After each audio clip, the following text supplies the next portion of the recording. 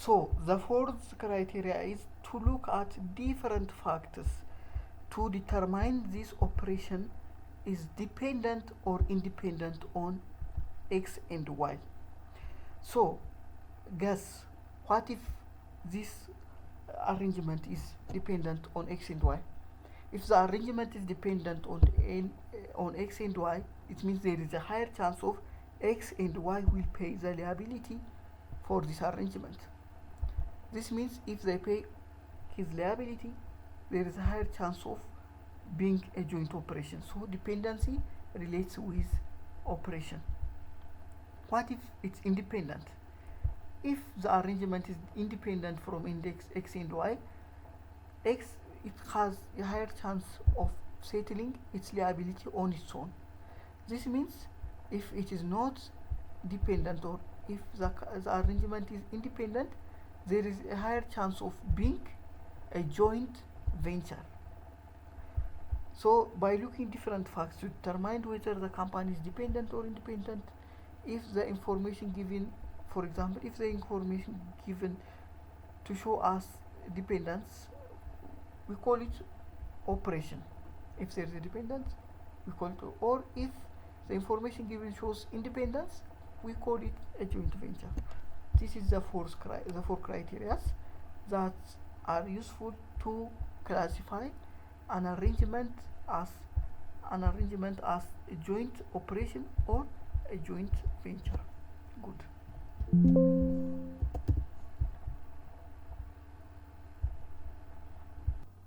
So before working out a journal entry, let me look at this.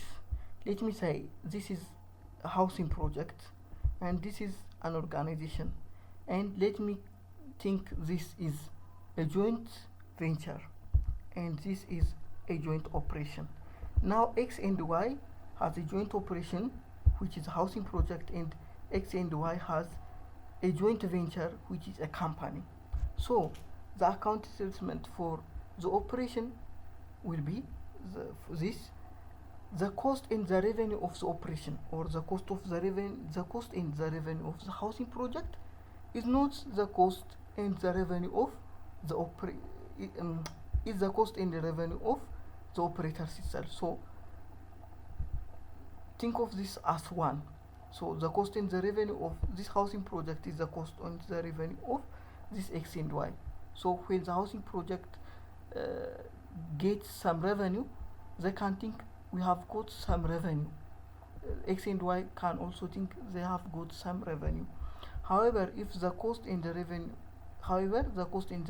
of the venture, this is not the cost or and the revenue of the venturers y and x.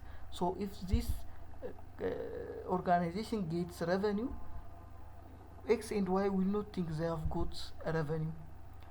So you should look them separately when it comes to venture, because when venturers start to invest in the venture, when this x and y start to invest in this organization, for example, when they give some asset to this organization, the asset will be venturers assets, from being the venturers asset. The asset is not a venturer's asset anymore, as long as they give to the venture, to the arrangement, is no more their assets. But when the operators are x and y, which are included in the joint operation, when x and y or the operators start to invest in the operation or in the home project, the asset is still their assets rather than the operations assets. The asset is still their asset. So the accounting treatment will be here does not care about venturers entry. So we will look at some journal entries in the future, but the accounting treatment will not care about the it doesn't talk about the venture or the operations entry, or the ventures entry, or the arrangements entry. It's not about that, but the venturers